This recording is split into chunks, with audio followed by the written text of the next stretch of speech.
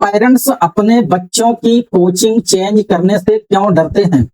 आज हम इस टॉपिक के बारे में पूरे वीडियो के अंदर में बात करने वाले हैं कि कब किसी पेरेंट्स को अपने बच्चे की कोचिंग को चेंज कर देना चाहिए और कब अपने बच्चे की कोचिंग को चेंज नहीं करना चाहिए।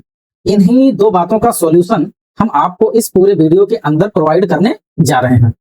जैसे जब आपके मन में ये प्रश्न आता है कि क्या मैं अपने बच्चे की कोचिंग को या ट्यूशन को या होम ट्यूटर को चेंज करूं, कर दूं या ना करूं, तो जब भी ऐसा विचार किसी भी पेरेंट्स के मन में आता है तो वो सोचते हैं कि अगर नई कोचिंग भी अच्छी ना निकली तो ये हर पेरेंट्स की सबसे बड़ी दुविधा बनी हुई रहती है। अब हम बात कर लेते हैं कि अगर आपके मन में भी यह सवाल कभी आया है या अभी आ रहा है तो दोनों का जवाब यहां पर आपको मिलने जा रहा है। अगर नई कोचिंग भी अच्छी नहीं निकली तो ये सबके मन में डाउट होता है। बच्चे का एक और साल खराब हो गया तो ये भी लोगों के दिमाग में क्वेश्चन आता है। फिर सोचते हैं कि अगर हमने कोचिंग को बदल दिया या मैंने स्कूल को चेंज कर दिया या मैंने ट्यूशन को चेंज कर दिया तो बच्चे के दोस्त चेंज हो जाएंगे, बच्चे के टीचर बदल जाएंगे, बच्चा एडजस्ट कर पाएगा या नहीं कर पाएगा। ये तमाम तरीके के उठा पटक वाले विचार, कंफ्यूजन, डाउट, भ्रम, जो भी कुछ कह सकते हैं, यह हर एक पेरेंट्स के दिमाग में बना हुआ रहता है जिनके बच्चे की परफॉर्मेंस में कोई बहुत सुधार होता हुआ दिखाई नहीं पड़ता है। फिर यह दिमाग में क्वेश्चन आता है कि इतनी फीस देने के बाद अब कोचिंग बदलना सही होगा या नहीं होगा। तो यह वीडियो आपके लिए ही है। आज आप इस वीडियो को देखने के बाद यह समझ पाएंगे और डिसीजन लेने लायक बन पाएंगे कि आपको अपने बच्चे की कोचिंग तत्काल बदल देना चाहिए या थोड़ा इंतजार करने के बाद बदल देना चाहिए या बदलने की जरूरत ही नहीं है। इन सारे सवालों का जवाब इस वीडियो के अंदर में मैं देने जा रहा हूं।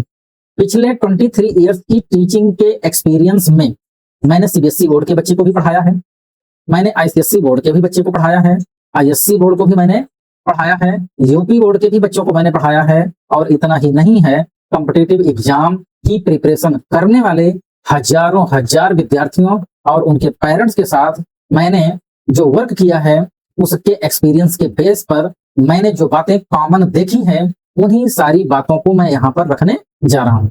मोस्टली पेरेंट्स गलत कोचिंग में बने रहने से कम बल्कि कोचिंग बदलने से ज्यादा डरते हैं, घबराते हैं। मतलब बच्चे में कोई इंप्रूवमेंट नहीं हो रहा है, फिर भी वो उसी कोचिंग में बच्चे को बना करके रखते हैं, उसी स्कूल में रखते हैं, लेकिन वो स्कूल या कोचिंग को बदलने के बारे में नहीं सोच पाते हैं। लेकिन कभी कभी गलत निर्णय लेने से बड़ा नुकसान गलत निर्णय को लंबे समय तक जारी रखना होता है। आज मैं आपको बताऊंगा कि कब कोचिंग बदलनी चाहिए और कब बिल्कुल भी नहीं बदलनी चाहिए और नई कोचिंग सेलेक्ट करने से पहले किन 7 बातों की जांच आपको जरूर करनी चाहिए। तो हम उन 7 बातों को 1 बाय 1 करके हम आपको यहां पर बताने चल रहे हैं। सबसे पहले आप ये स्वीकार कीजिए कि आपकी चिंता, आपका चिंतन, आपका मनन बिल्कुल नेचुरल है। हर एक पेरेंट्स चाहते हैं कि उनके बच्चे का समय, उनका खर्च किया हुआ पैसा और उनके बच्चे का सेल्फ कॉन्फिडेंस, ये तीनों के तीनों सिक्योर रहें। इसलिए कोचिंग बदलने का जो डिसीजन होता है वो इतना आसान नहीं होता है। दूसरी प्रॉब्लम जो आती है लोगों के सामने उस पर मैं डिस्कस कर रहा हूं। हर कम मार्क्स का मतलब ये नहीं होता है कि वो कोचिंग खराब है या नहीं है। कई बार समस्या कोचिंग में नहीं होती है बल्कि बच्चे की स्टडी हैबिट्स में, उसकी अटेंडेंस में, उसके प्रैक्टिस करने के तरीके में या कॉन्फिडेंस में भी होती है। इसलिए डिसीजन लेने से पहले डायग्नोसिस करना बहुत जरूरी होता है। तीसरी बात जो आपको ध्यान रखना चाहिए कि कब कोचिंग चेंज करने पर सीरियसली आपको विचार करना चाहिए। अगर आपका बच्चा कंटिन्यूअसली कंफ्यूज रहता है, कॉन्सेप्ट क्लियर नहीं हो रहे हैं, क्वेश्चन पूछने में उसको डर लगता है, प्रोग्रेस की कोई समीक्षा नहीं हो रही है, मतलब उसके प्रोग्रेस का कोई ट्रैक रिकॉर्ड आपको नहीं मिल रहा है, उसका रिव्यू नहीं किया जा रहा है, लर्निंग गैप्स उसके बढ़ते जा रहे हैं और कई महीनों बाद भी उसमें कोई भी इंप्रूवमेंट नहीं दिखाई दे रहा है, तो केवल इंतजार करना इसका सॉल्यूशन नहीं है। फिर आपको तत्काल इसके बारे में सोचना चाहिए और निर्णय भी ले लेना चाहिए। अब हम बात करते हैं नेक्स्ट पॉइंट की। कब कोचिंग बदलना जरूरी नहीं होता है। अगर बच्चे ने अभी अभी कोचिंग ज्वाइन की है, रेगुलर क्लासेज नहीं ले रहा है, होमवर्क पूरा नहीं करता है, मोबाइल पर ज्यादा टाइम देता है या घर पर रिवीजन बिल्कुल ही नहीं करता है, तो पहले इन आदतों को आपको सुधारना चाहिए। हर समस्या कोचिंग चेंज करने से सॉल्व नहीं होती है, इसलिए ऊपर बताई गई सारी बातों को आप ध्यान में रखिए और इन सारी चीजों में बदलाव लाइए, तब उसके बाद आप कोचिंग को बदलने के बारे में सोचिए।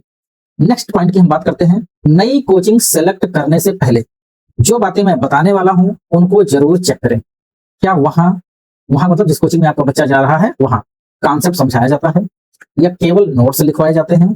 क्या बच्चे की जो लर्निंग प्रॉब्लम है उसको टीचर आइडेंटिफाई करता है और उस प्रॉब्लम को आइडेंटिफाई करके उस प्रॉब्लम को सॉल्व करने की टिप्स, ट्रिक्स और सजेशन आपके बच्चे को देता है या नहीं देता है? क्या रेगुलर उसका असेसमेंट होता है या नहीं? क्या पेरेंट्स को फीडबैक मिलता है या नहीं?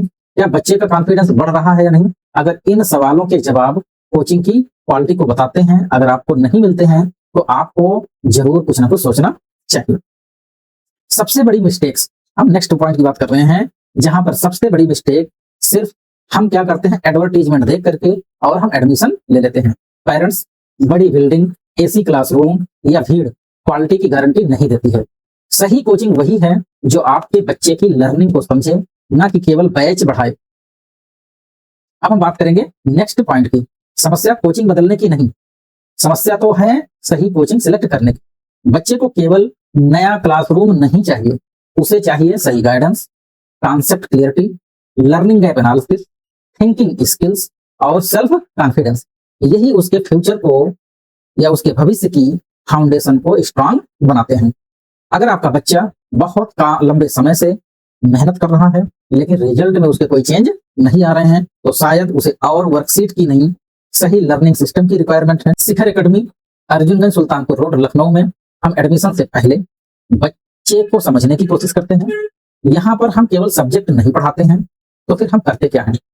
हम एकेडमिक परफॉर्मेंस असेसमेंट प्रिपेयर करते हैं, लर्निंग गैप की एनालिसिस करते हैं, उसको पर्सनलाइज्ड लर्निंग प्लान प्रोवाइड करते हैं, पेरेंट्स काउंसलिंग करते हैं, कॉन्सेप्ट क्लियरिटी प्रोवाइड करते हैं, थिंकिंग स्किल्स डेवलपमेंट करते हैं, सेल्फ कॉन्फिडेंस बिल्डिंग पर काम करते हैं। क्योंकि मेरा मानना है कि समस्या कोचिंग बदलने की नहीं, बच्चे के लर्निंग सिस्टम को समझने की है। अगर सही डायग्नोसिस हो जाए तो सही निर्णय लेना आसान हो जाता है। आइए पहले बच्चे की लर्निंग को समझते हैं, फिर हम मिल करके ये डिसाइड करते हैं कि उसे कोचिंग बदलने की जरूरत है या लर्निंग स्ट्रेटजी बदलने की जरूरत है।